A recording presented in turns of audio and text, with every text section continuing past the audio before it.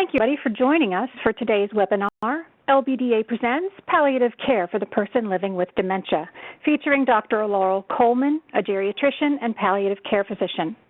My name is Angela Taylor, and I'm the Director of Programs with the Lewy Body Dementia Association. I'd like to go over a few housekeeping items before we get started. This webinar is being recorded and will be available on lbda.org in just a few days. We will be having a Q&A session at the end of the presentation today. So if you have a question for Dr. Coleman, you can type in the Q&A box. If you can't see the Q&A box, click the Q&A button at the upper right-hand corner of your screen. For those of you who are listening via telephone, please note that all phone lines are muted except for the presenters. Now I'd like to introduce our speaker.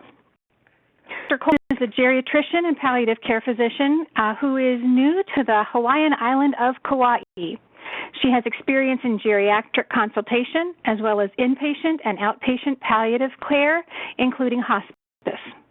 She's a graduate of Stanford University and received her MD and residency training in internal medicine at the University of California, San Francisco. After her geriatric fellowship at the University of North Carolina, Chapel Hill, she practiced in Maine for 20 years before moving to Hawaii, a lifelong dream, with her husband Steve, who's a gastroenterologist. She speaks nationally on dementia diagnosis and care throughout the stages and currently serves on the National Advisory Council on Alzheimer's Disease for Health and Human Services in Washington, D.C.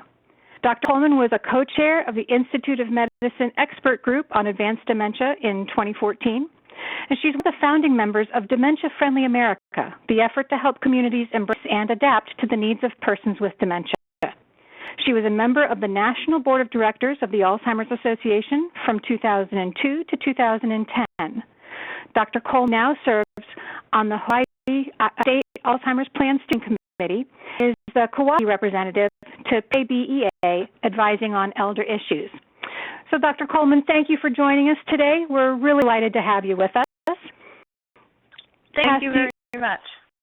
I'll ask you the controls and ask if you would then share your screen and take the presentation from here. Okay. Hopefully everyone can see my first slide as soon as there it goes. So she does her magic. So just to check, you can hear me fine? Wonderful. Oh, great. Well, I appreciate the opportunity to speak. It's better in person, obviously, because I could see people and we could interact.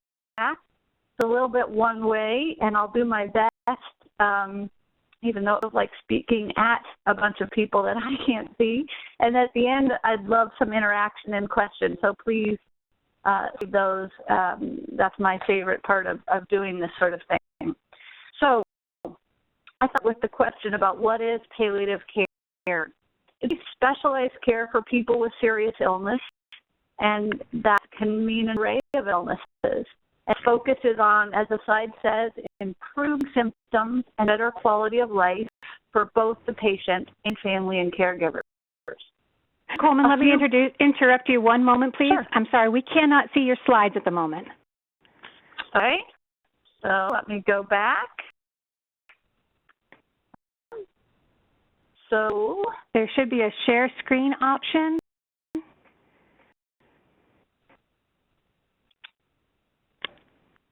Okay, I'm trying to, last time you just took it from me, Angela, so now what are you wanting me to click on? You can come online, Nicole.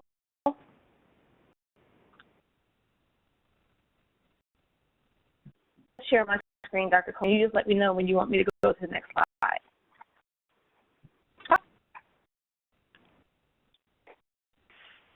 Working the other, okay. We had working fine the other way, but anyway, no problem.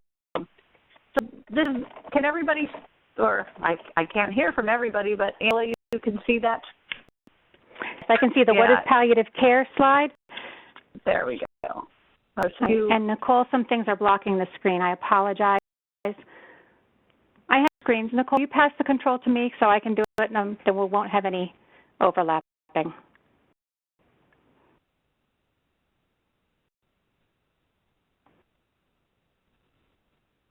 I apologize, everybody. Just one moment, please.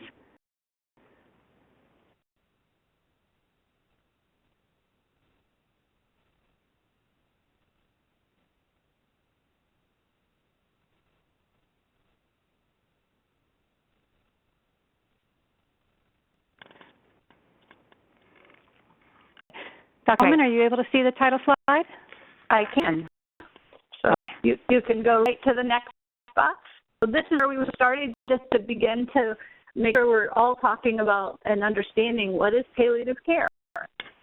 It is specialized care for people with serious illness, and focus, instead of cure, which is what we think most of medical care is about. Not all diseases have cures, and clearly that's true and logical. So this type of care is focusing on improvement of symptoms and their quality of life for both the patient and family and caregivers. Here, under these next bullet points, what I think is very commonly misunderstood. Palliative care can be used at any phase of a disease or multiple disease processes. It doesn't have to be right at the end of life. It can provide it simultaneously with curative treatments. Usually, in the best case scenario, involves a team of people who have experience and education in this type of approach.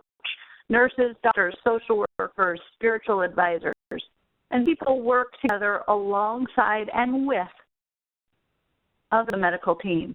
We all try to honor previous medical relationships when possible.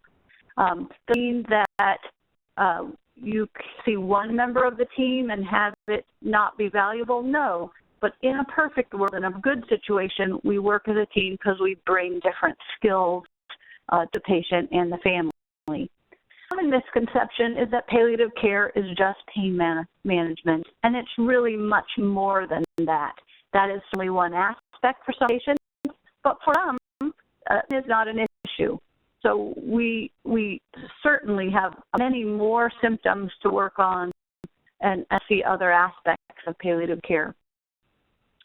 Focus, and one, I think, hallmark of palliative care is a focus on advanced care planning, listening for and honoring patient preferences.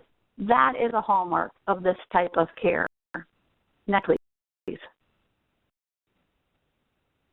Now, just again to start on the same page, we're going to talk about Lewy body dementia in a moment, but specifically broad-term dementia, a group of symptoms, usually including some degree of memory impairment, that affect someone's thinking and their social abilities severely enough to impair your ability to function independently. That Alzheimer's disease is probably the major cause. We look at the large population of people with such symptoms, but many contributors can combine together within one person to affect our cognitive abilities. So things like whether you've had concussions before, or used alcohol, or have vascular disease, hardening of the arteries.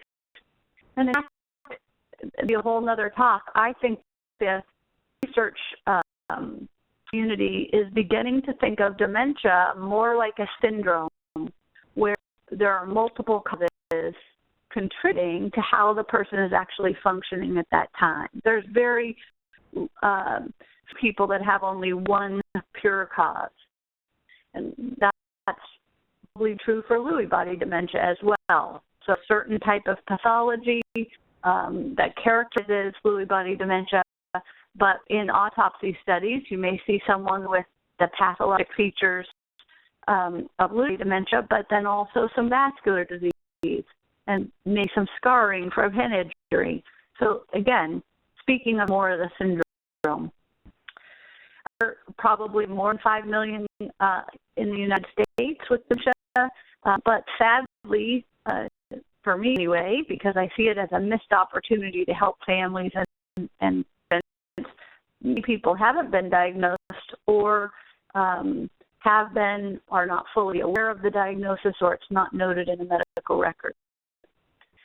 To shrink that number down to people who are living with more advanced stages of the illness, we think that's around about 2 million people.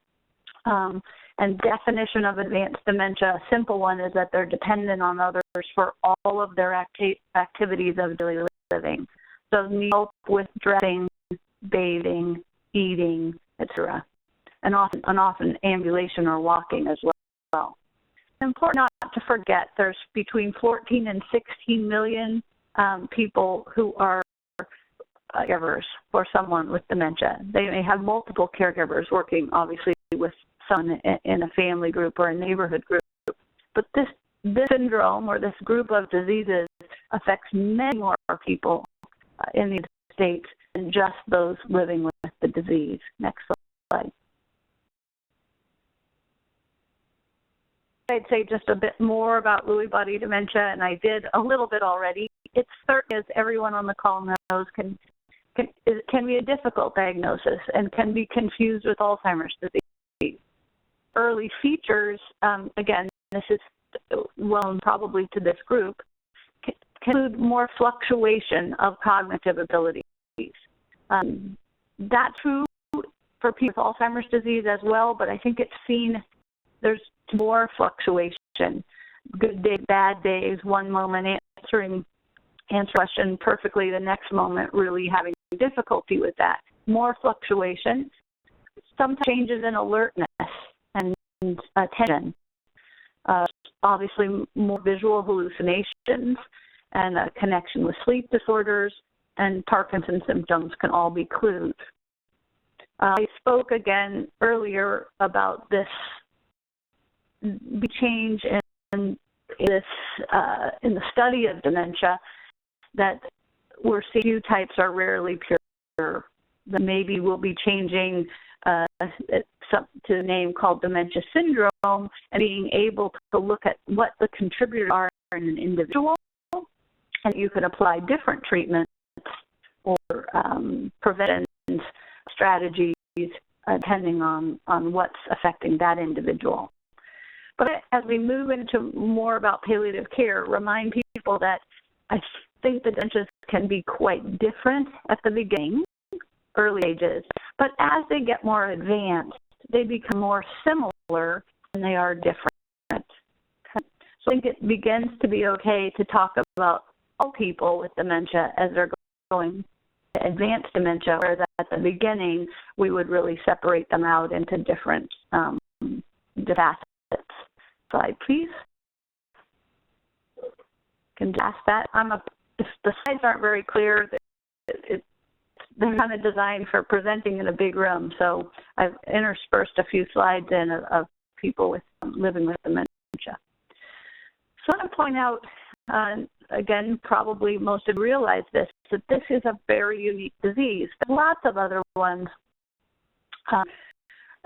lots of other diseases that don't have cures or effective treatment, but because this disease causes people to lose insight into the disease process as it progresses. Some people get that early in the illness. Some people get it very late. And that's one of the kind of the great mysteries of why that is different people.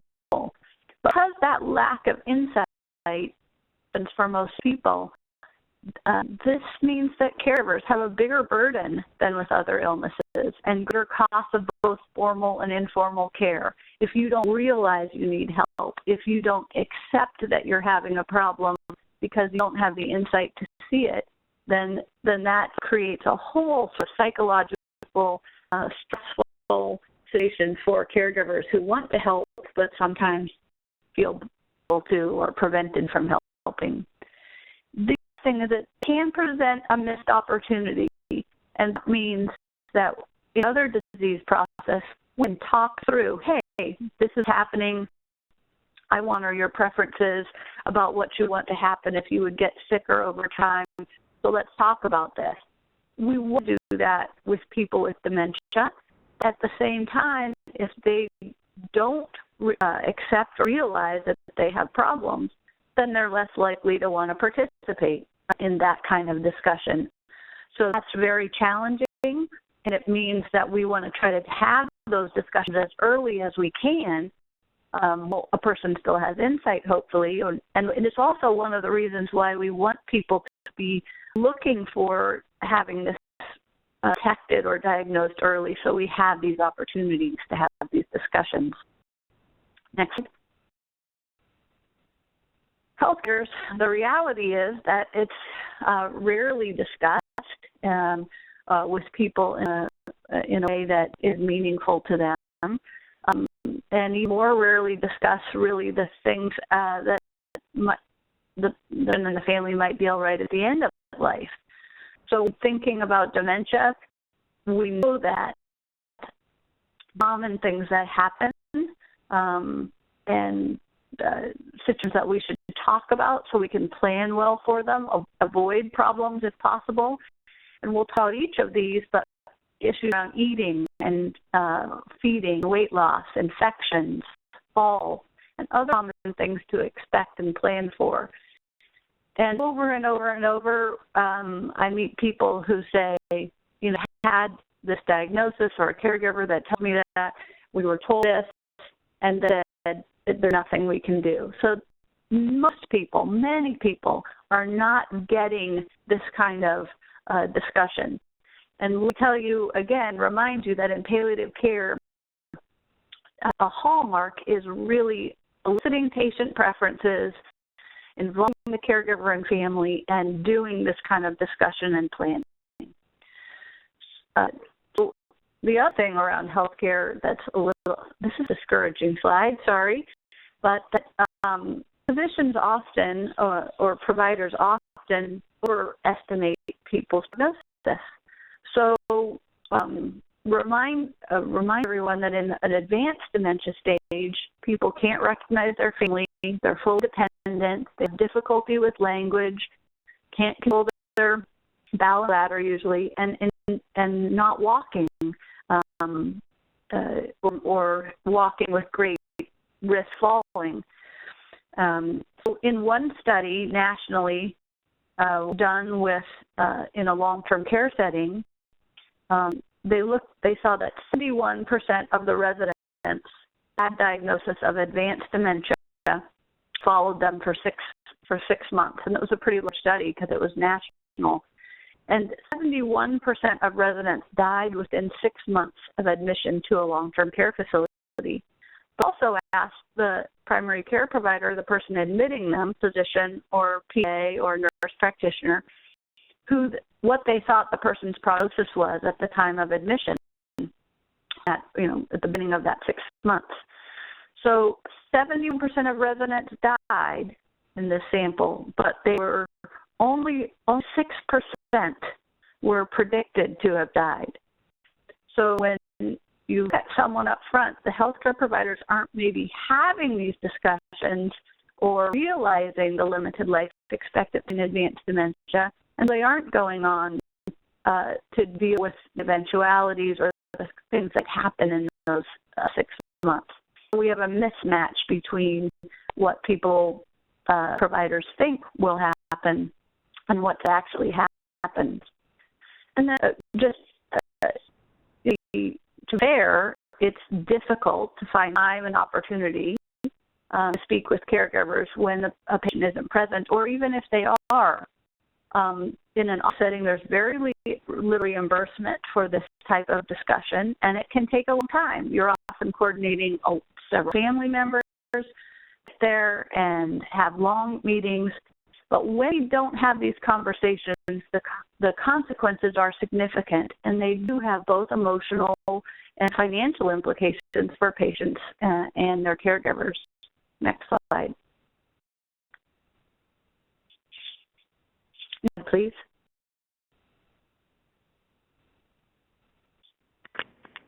I had presented the next one. Let me go back to see if you can see it. Why palliative care?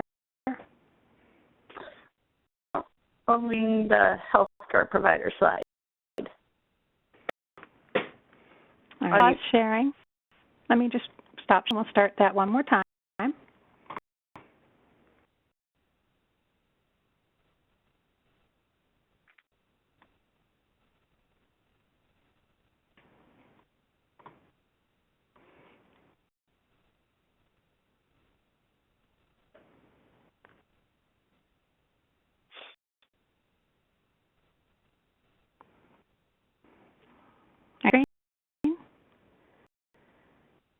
Still to see healthcare providers. On the next slide, It appears that others are able to see that as well. So you can, that's okay. on your end. Yep. I do it on Okay. my end and Great. follow along. Hang on one second. So the next slide should be why palliative care rather than usual care. Is that what you're seeing? Yes. Okay. So I've sort of made the case up to this point, but again, that the hallmark is focusing on patient preferences and quality of life.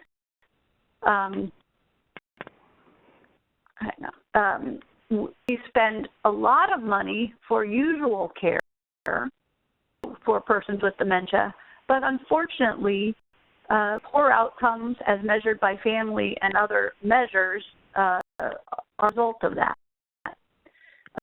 So in the summary of some studies, 75% of hospitalizations may be medically unnecessary or are discordant with the patient preferences, not what they want. Again, I'm not going to make a commentary about why at this point, but just the data from a summary of studies. A recent study in the last year showed that pacemakers are placed in persons with dementia, that's the WD, at almost twice the rate of people without dementia. So let that sink in for a second. Same level of disease, they're placed at twice the rate. That sort of shock us. These are with limited life expectancy that we see this as very difficult to get through and burdened by it and scary, may have complications, but not just placed at the same rate as people without dementia, but at twice the rate. Able to contribute to the discussion. Maybe families are making this decision. Maybe there's some even other reasons why that's happening that are even less easy to understand. Survival, if you have advanced dementia, survival after hip fracture and pneumonia is very poor and has a very significant increase in your next few months' risk of dying.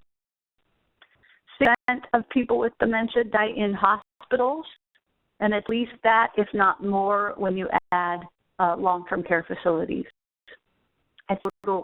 Although it's difficult to exactly know, is around 70% of people with advanced dementia die in an institution, long-term assisted living or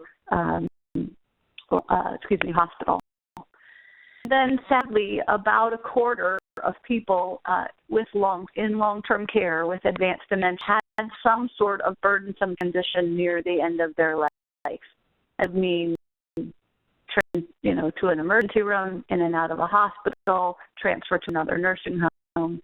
It's not uncommon that people have multiple transients in the last few months of their life. It shows that symptom management is generally poor for people with dementia when measured traditionally. You can go next slide.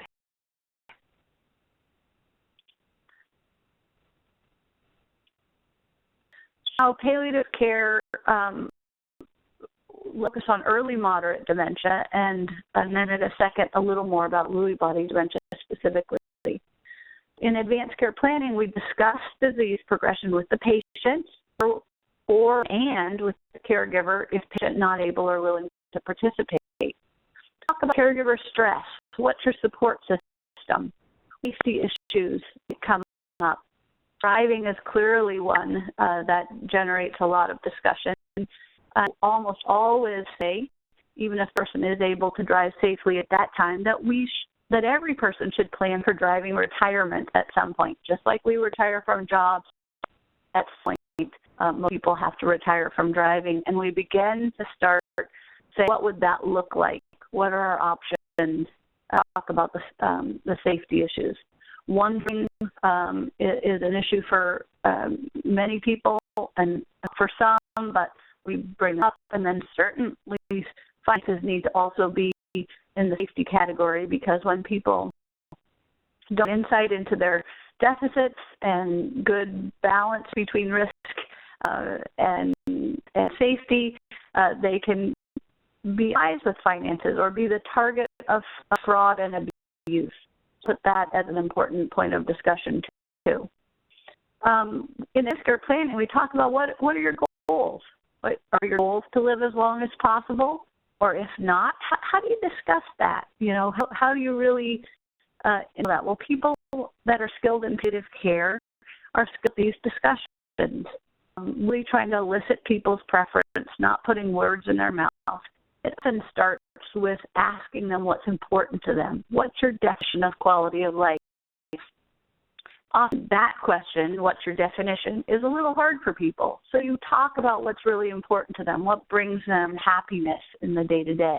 Then try to ask questions like, well, if you weren't able to stay healthy and die in your sleep, like, you know, maybe what they've outlined, well then, if you weren't able to have that, well, what kind of care would you like if you were sick with something? I use, skipping to the bottom, I often use common scenarios of things that happen to try to elicit people's preferences. Rather than leave it vague, I'd say, you know, a number of people have strokes and have difficulty communicating or moving or talking. So what would you want in that scenario? You want to also focus on medications, what the person's currently taking, what medicine is designed for, medicines that are designed to prolong your life. Frankly, medicines are designed to do that, like cholesterol medicines or hypertension medications. And they have pros and cons. They have risks of side effects, but their goal is to prolong life. If your personal goals are not to live into advanced dementia, then we need to really talk about each medicine and what their pros and cons are. Next, please. And then for people with Lewy body dementia, I think that is very important to discuss.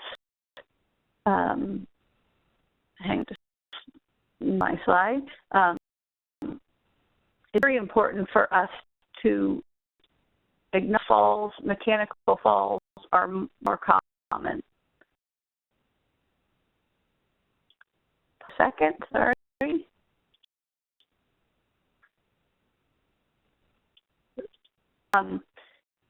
So has a bigger role for physical therapy and occupational therapy as really part of a palliative care plan for body dementia, because staying strong and doing exercises and therapy isn't going to cure the disease, of course, but it might serve putting better quality of life for a person.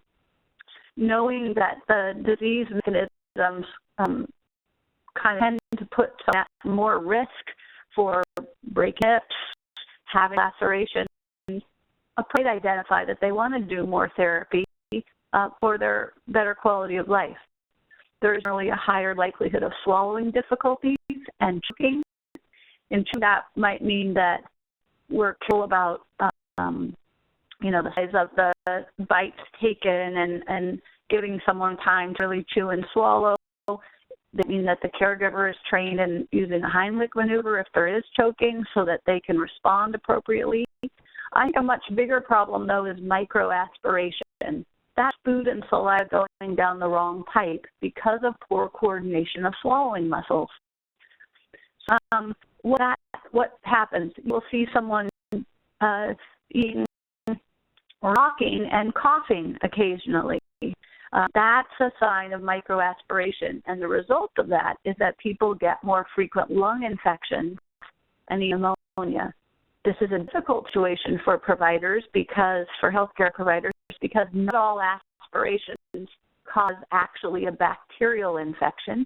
You might have the symptoms of that just from the lung trying to get rid of the foreign objects and foreign materials there, your own immune system.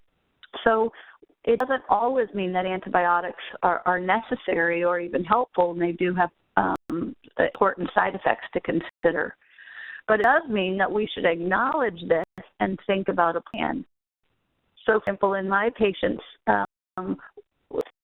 demonstrate this tendency. We talk about trying other things first, like maybe bronchodilators that open up lungs and encouraging people to cough and clear more frequently, try to cough up any of that junk down there. But having the caregiver look for signs of worsening situation, like more shortness of breath or more fever, and then we might kick in an antibiotic only at that point. And we're always trying to avoid the hospital if possible. Drooling is an issue, and that's a very difficult issue. Again, that because the facial muscles and the swallowing muscles are more rigid and slow, and unfortunately any medicine to decrease saliva production is often counterproductive because it can make people more likely to be confused because they're generally anticholinergic. I sense, although I have not seen this in the literature, that people with Lewy body dementia are hospitalized more frequently at each stage than people with other types of dementia. Largely, I think, because of the microaspiration issue and the more frequent falls, but not that's my sense, and I'm not sure that it's fully studied. Next slide. There is a terminal illness. Of course, people could die of something else. You could certainly have dementia and die of a heart attack, a stroke, no other issues, certainly. But it is important to realize that barring other illnesses, dementia is a terminal illness. You die of the same things as I've mentioned, but also things that are caused by the dementia itself, as a gradual weight loss and becoming more frail with malnutrition, infections. Do you die of pneumonia? It's really caused by the dementia process, the advanced dementia that's affecting swallowing and safe swallowing. You die of organ failure because you don't drink enough and the organs begin to fail, or non-compliance, or ability to have medical treatment for other diseases. So it's really the bedrock process that's affecting everything else. And that's what I'm trying to call in. It's difficult, especially in early and moderate stages of the process. And I told you that it's even difficult in severe dementia. Someone's within 6 months of dying. It's difficult to tell when that happens. Lots of different inputs. Next slide, please. And next. Ongoing issues in advanced dementia. We need to continue to have discussions about goals of care with family and caregivers. We don't do this one time. Ideally, you have multiple and sequential discussions because people's goals change over time, just like in any other illness, right? So even in, say, a cancer diagnosis, someone's goals initially might be to cure it and, the treatment and not have to deal with it again. If, in fact, that's not possible, we don't ideally continue to have discussions and say, okay, now what are the goals? And that's not any different than in a process with dealing with this syndrome, this dementia and advanced dementia. I think one of the big issues that isn't talked about enough is how should we treat the other conditions that someone has in addition to the dementia. So often it's, okay, you used to do this, this, this, and this, and it's just continue all those things despite the fact that they and their body are changing dramatically with the dementia. So how you really acknowledge how much burden it is or discomfort it is to get your blood on all the time for your Coumadin, your blood thinner, or to swallow a bunch of pills. That gets more difficult and, in fact, even risky. The side effects of different medications and what is the burden. We need to have discussions about this. So no hard and fast rules for people. We do that, but we open up the conversation. And I think too often physicians or other healthcare providers don't share their experience with these and patients, but they share their experiences for fear of telling them what to do. And I think that's a fine line, but I do find it helpful to experiences days like saying to a family, well, in caring for other patients in this situation who are hospitalized, I've generally seen that they don't rebound to their previous level of functioning after this infant or whatever we're talking about. That they sort of get a sense that of the expectations might be and have reasonable expectations. That helps make good decisions. Explicit discussions with caregivers about her burden and its consequences. And we do this not in front of the patient, but for it in a separate interview, because this is a very important issue and underappreciated. There are health consequences that are real. There's also bankruptcy, loss of job, loss of retirement income. You aren't able to work and fund your retirement because you're a caregiver. When you're done with the process of caring, then you are left in a very bad situation. Again, there can be great consequences of caregiving too, but we need to have explicit discussions about how to help support caregivers. Have again, detailed discussions about finances and care options. I put in that bullet the promise. You know, how many people say, I promised my dad I would never, in a nursing home is the common language.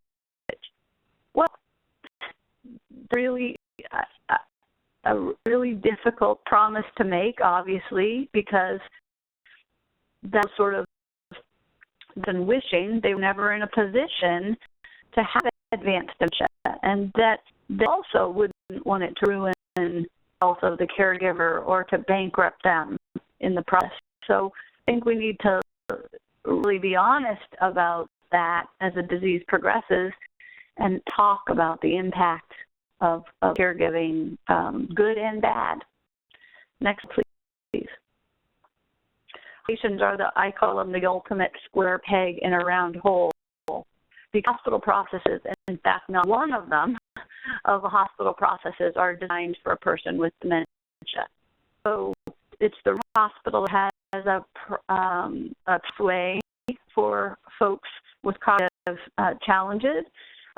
So most do not at all. And when you think about the sort of, this is your room, push this button if you need me, don't get up, don't go over the bed rails, this is the thing for the television, here's your tray to eat.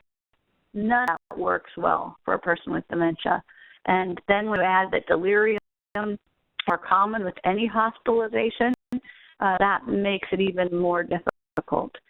Family involvement is a huge indicator for how someone will do with hospitalization, and having people's constant presence there, reassuring the person, assisting them. One side, you understand people thinking, phew, this is a break. He's in the hospital for a while. Well, in fact, it's not a break. And when families see it as a break for them, that's usually a very bad sign for the patient. So you really have to enable a bigger group of support to stay with that person and basically protect them from hospital processes and injury. Unfortunately, so I've said it's a mismatch, but people with advanced dementia become more commonly hospitalized than those with dementia, but with entirely worse outcomes. This is studied. Next slide, please.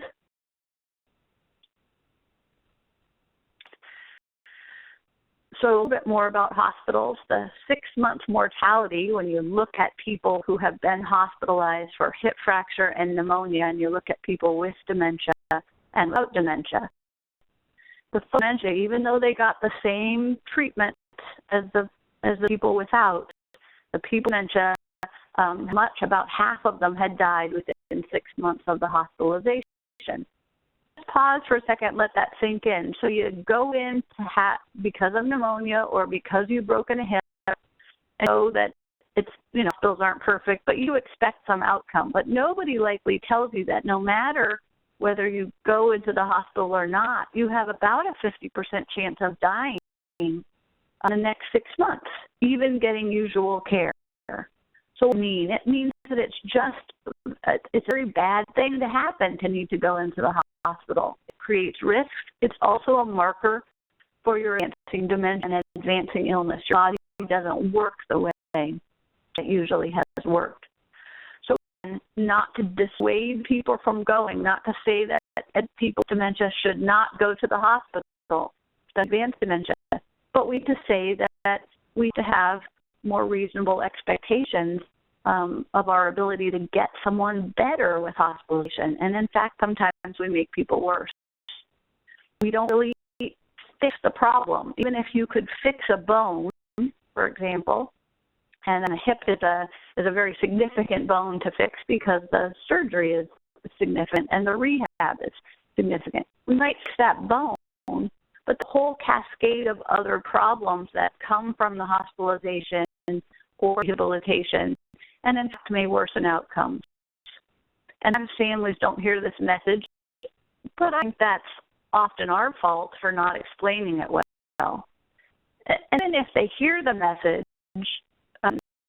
about the limitations of the hospital and the high risk and the poorer outcomes, we have a healthcare system that's designed to help people in other ways. In fact, all paths seem to lead to the hospital.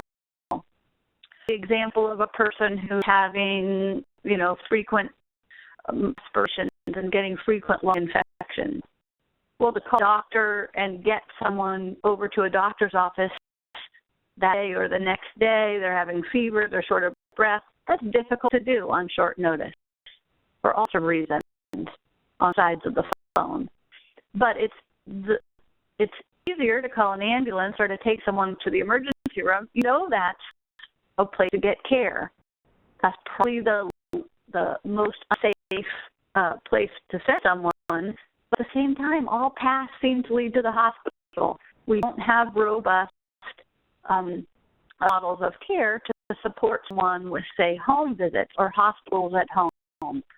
Hopefully we're beginning to change that, but it's really not available to most people.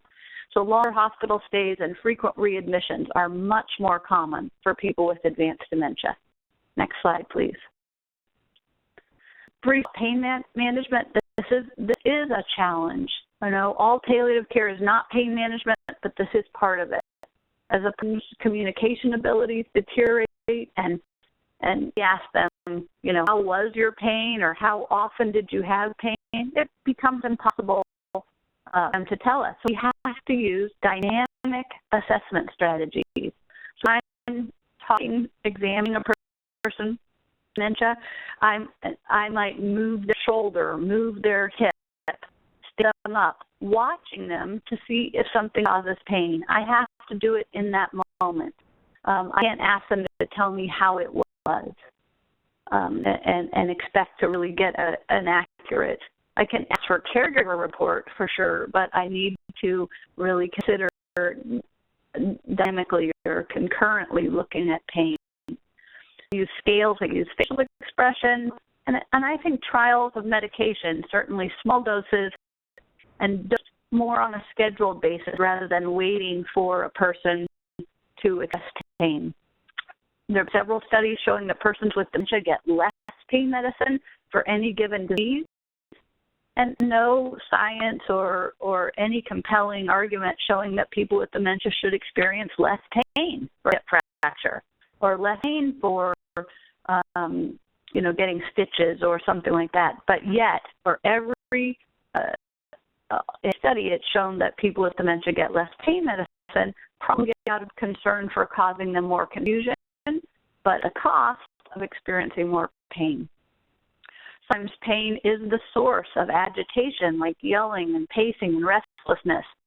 And along with thinking about other causes of that, like constipation or infections, things like that, sometimes it's good to try a trial of medication to see if that helps an agitation or behavioral challenge. Next slide.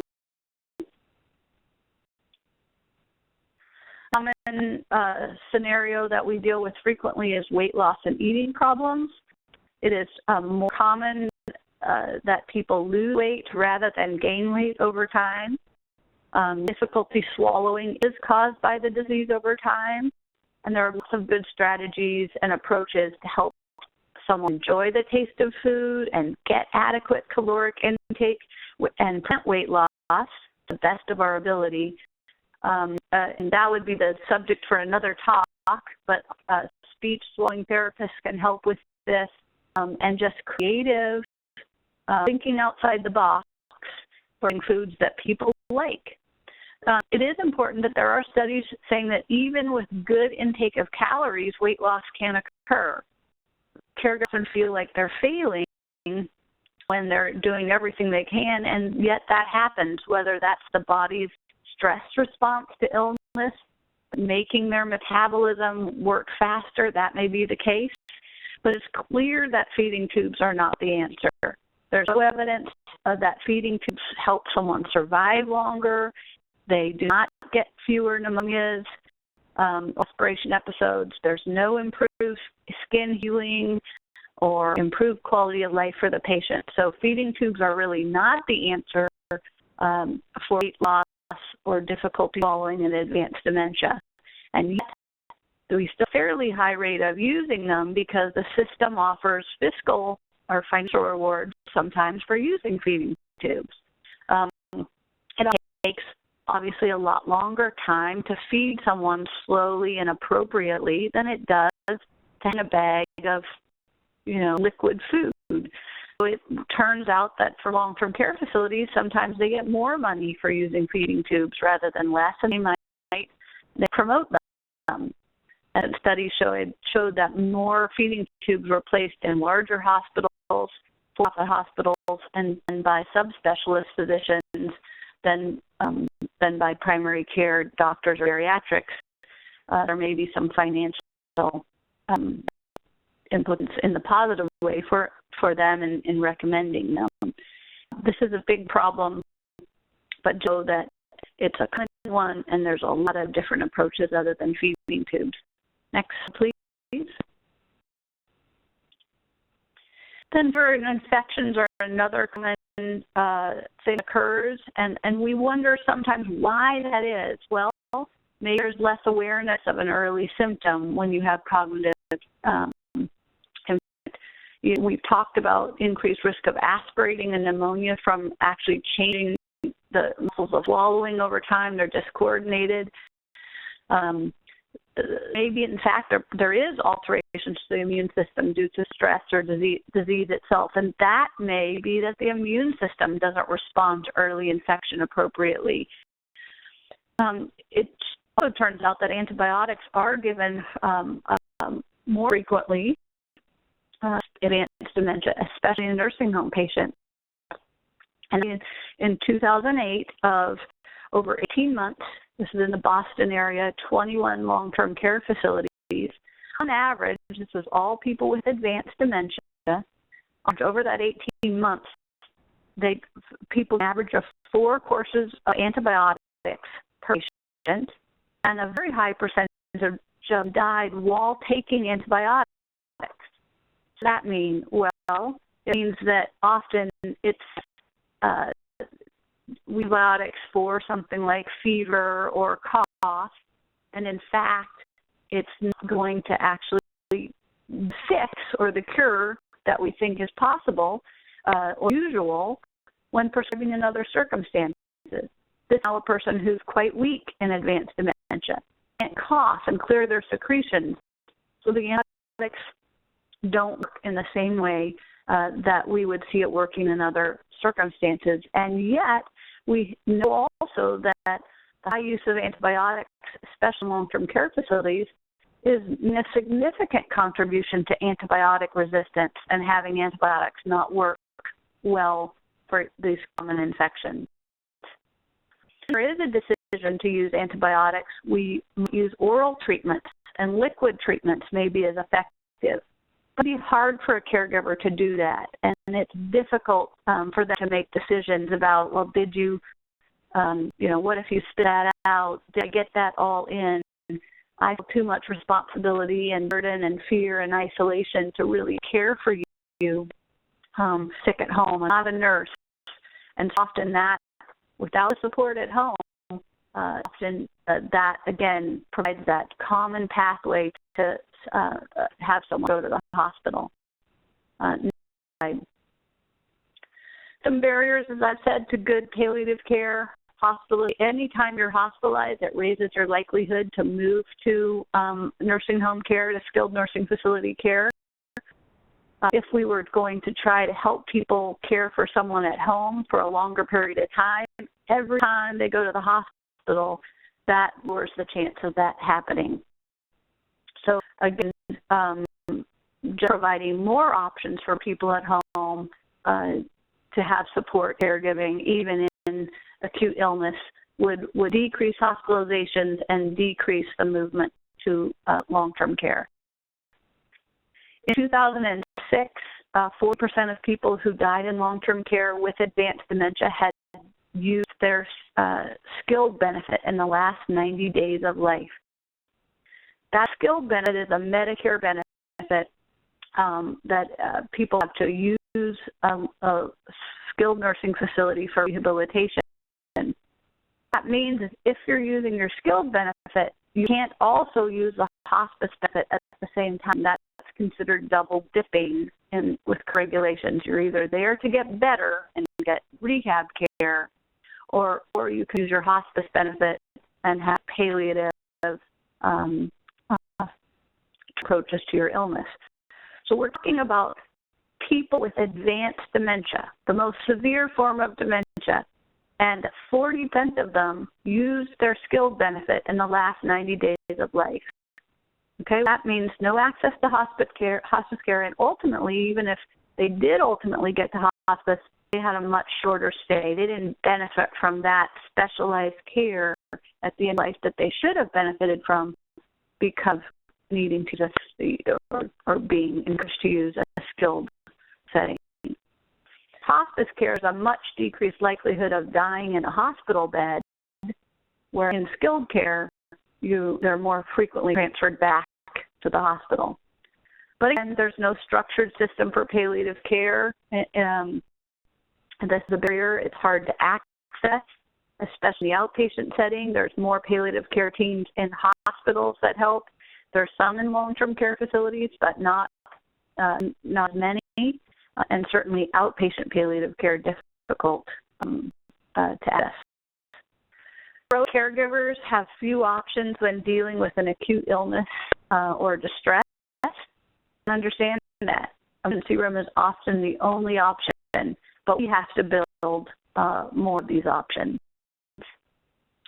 In summary, I wanted to make the case that palliative care is important for you to learn about, and that I said it has a role for assisting persons living with dementia and persons living with Lewy body dementia specifically.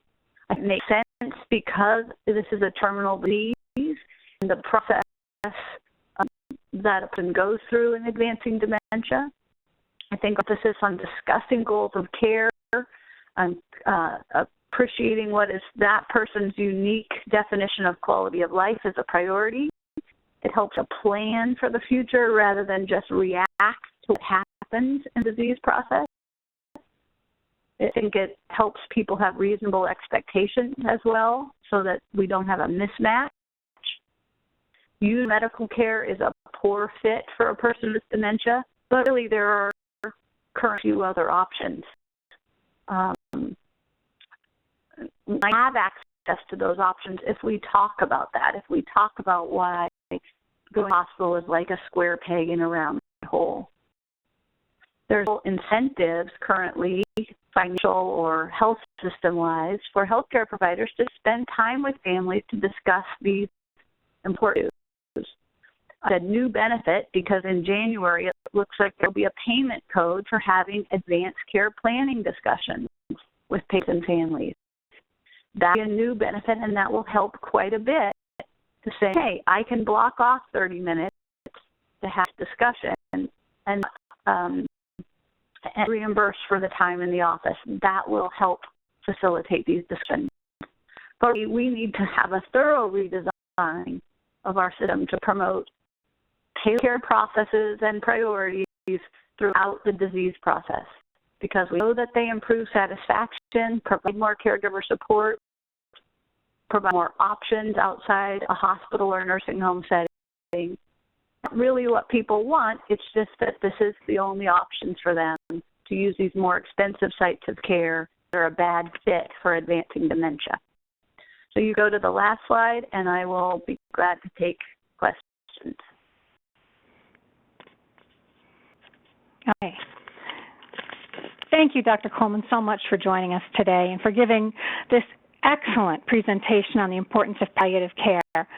I'm going to look at the questions that we have from our attendees. We have only a few minutes left. So I hope, do you have a few extra minutes to stay with us? Sure. Oh, wonderful. You can say them to me out loud since I can't see them on the screen. I'm just getting those. Okay.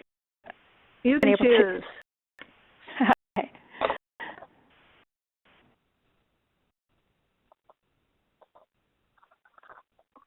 Okay, I don't see any questions that came in.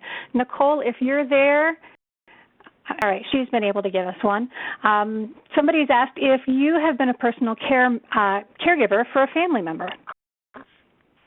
I have been a caregiver for a family member, but for my grandmother, but she did not go into advanced stage. She died of heart failure in a moderate stage. So I've cared for people professionally, I'd say, into the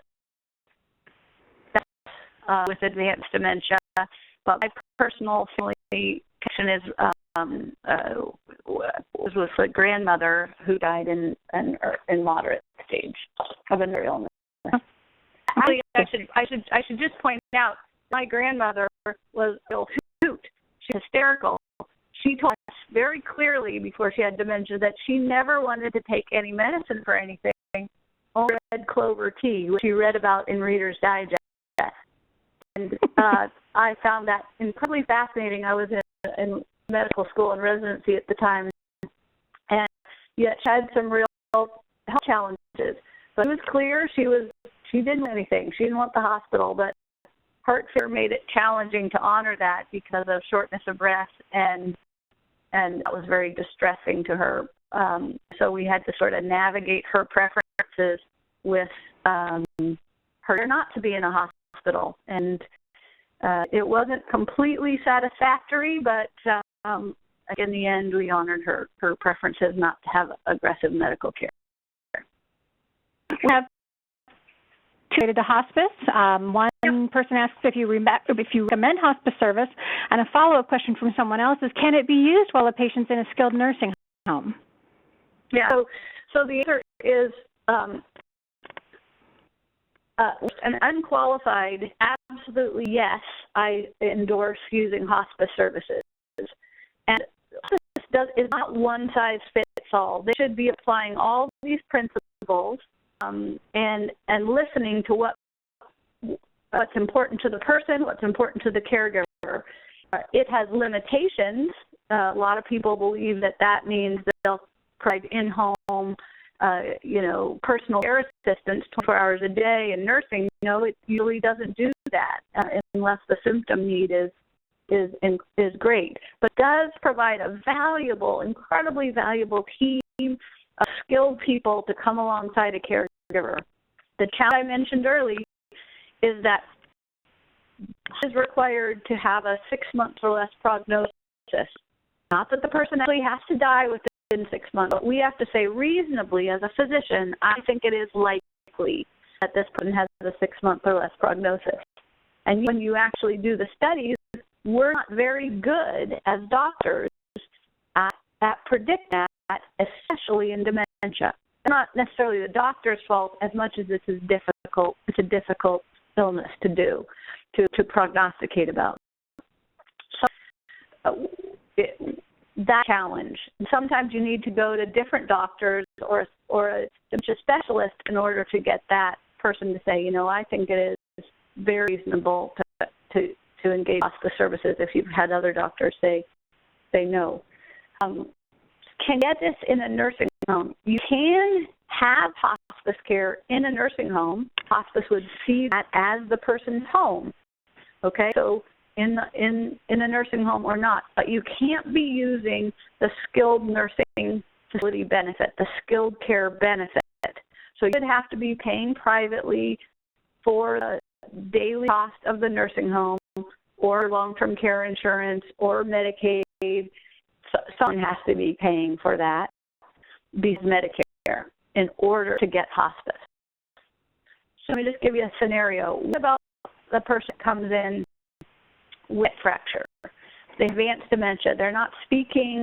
They're eating very little. The decision was to go ahead and have the surgery. After the surgery, they're too much to care for at home. They can't stand. You need that kind of skilled nursing care in a facility. So you go there in hopes that the person starts eating enough again and drinks enough and can participate in the rehab. But in fact, in the first week or so, an infection sets in, they have pneumonia, they're not eating and drinking. You can take them off the skilled benefit at that time, staying in the nursing home, and in hospice and to help with that, or transfer the person home to get hospice care at home. So you can see why this is dynamic. It's not, it isn't, one way to do this for everybody. Short answer, hospice definitely helps. Long answer, it can be complicated, so get as much advice and input from the hospice team, other people that you know that have been through this, and from the physicians to align what happens to preferences of the person the best you can. Okay, thank you. Our next question is specific about physicians, and as many of us have experienced, physicians, many of them are, if they are familiar with LBD, they may not know much about how to care for somebody with LBD. So here's a question from the end of life and physician training. Most of their conversations may take in what they might consider more serious illnesses like cancer, where the life expectancy is shorter. How do we foster physician training to talk with people who are not yet ill about possible dementia or about, care in early stage cognitive impairment? Well, I think one thing that's happening that in general is helping is that there's a much more, it's much more frequent that we hear about palliative care now than we did 3, 5, even a year ago. A Tool Go On Days Being Mortal book, if you haven't read it, is on the top of New York Times bestselling list and Britain's bestselling list, and it is all about palliative care principles and advanced care planning. We're seeing, more hospitals and long-term care facilities embrace palliative care. You're seeing Medicare embrace palliative care to at least some extent, at least some of the facets of it. I think rising tide sort of is beginning to lift all boats. So I'm encouraged. Is it done? We're not done.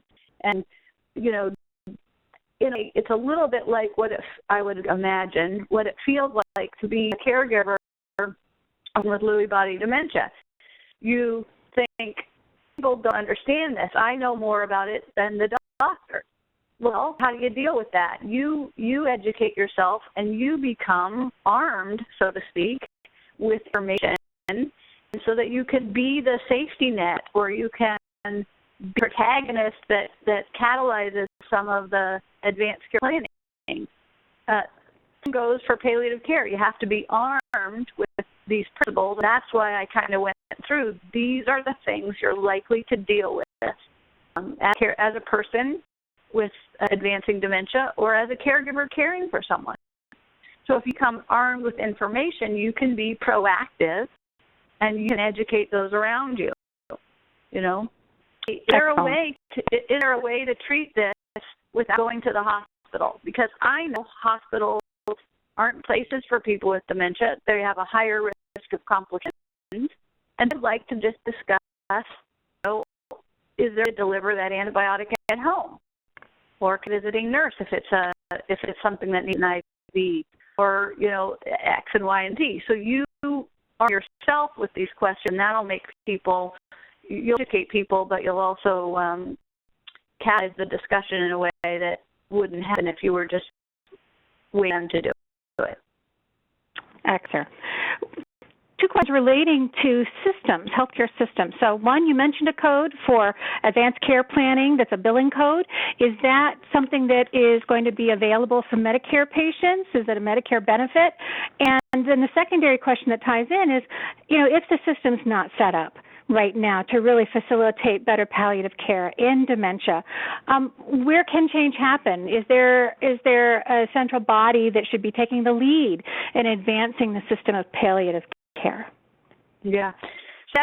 This is new news from Medicare that they will start reimbursing consultations for advanced care planning. This is the quote-unquote death panel stuff that got kicked out of the Affordable Care Act because of the Republicans, and thank you, Sarah Palin. Of course, there's no death panels. All it was saying, hey, these conversations are important to people. It honors their preferences, and it provides information on both sides, the provider and the patient, and having these discussions. And we do reimburse for those. Incredible benefits from doing that. And so that now has come up again to be approved in comment period now, but hopefully it'll be approved in January and won't be a political football again. So that's to that. And second part, say that again, Angela. What was the second part of? Is there a particular body or organization that might be best suited to take the lead on addressing the palliative care access challenges that families are dealing with? Well, this is a very complicated discussion. I think the answer is yes and no. Yes, there is a body. I guess it gets to why we do what we do in medicine. Certainly, we want to do things that are proven to be beneficial with evidence, with scientific studies. But the way we do what we do in medicine is hospitals are designed to stay open, and they are designed to staff it with available services that they can support. And we have a medical system that pays people to do procedures 4 and 5 times the amount of having a conversation or using your cognitive skills to something to a family. And where's that kind of mismatch? Well, what do you think most doctors go into? Or what do you think? Do you think they want to spend much time having a conversation or going to put in a feeding tube? So that kind of perverse incentives have to go away, and the Affordable Care Act or Obamacare is moving that direction to begin to pay for quality and outcomes rather than just doing procedures or high-cost interventions. So it's a complicated discussion. I think we're making progress in that area, but it's a long way from being a fair playing field. And then the other point is that if you're medical school or residency and you have a lot of loans to pay back, are you going to be a primary care practitioner that makes 1/10 of a radiologist, or are you going to choose radiology or surgery or cardiology or whatever? It's influencing the number of people that will go into this kind of work by what the payment mechanism is. So it has a chilling effect on the number of people who will be taking care of people with dementia. So I'm seeing it's not all negative. I'm seeing changes, but there are slow changes. It's difficult now. It is a very complicated cyst to address. Dr. Coleman, I'd like to thank you again for joining us.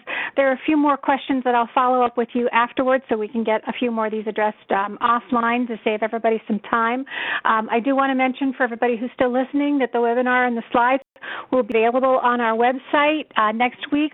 We'll also be announcing that in our newsletter. So can I open for announcements when information is available, also on our Facebook page. Thank you again for joining us. This has been an outstanding webinar. We hope that you have things that you can use in your caregiving and your work in taking care of people who have LBD or other forms of dementia. We appreciate you joining us today. Thanks so much, and have a great day, everybody.